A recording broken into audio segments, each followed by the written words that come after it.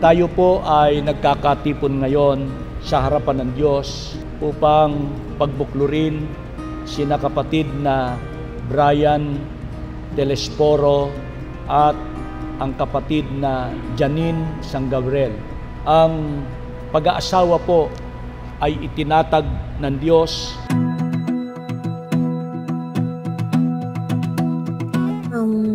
Si Brian, nagkakilala kami niyan, vlogger na siya.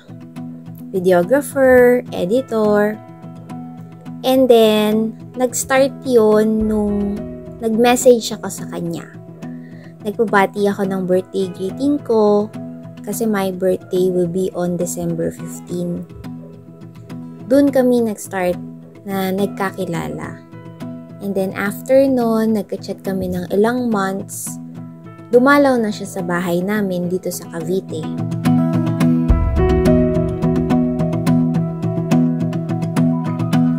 Ang pagkakakilala ko sa kanya, makulit. Makulit na tao yan. Madiskarte, lalo na sa work niya, at magaling makisama.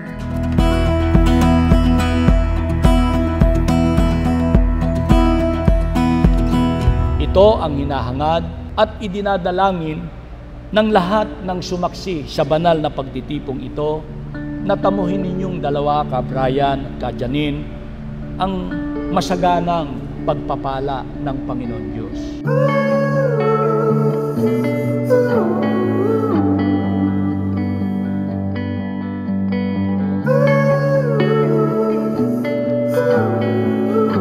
Si Jaja, napakasimpleng babae yan.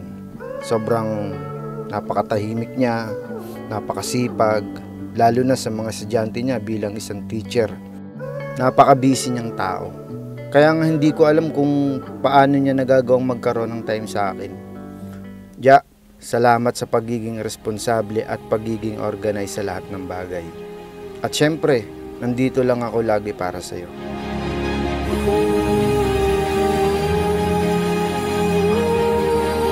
Ako, sa pamamagitan ng aking karapatan bilang ministro ng Ebanghelyo, ay ipinapahayag ko na kayo'y tunay na mag-asawa ayon sa mga utos ng Diyos at ng batas ng ating bansa.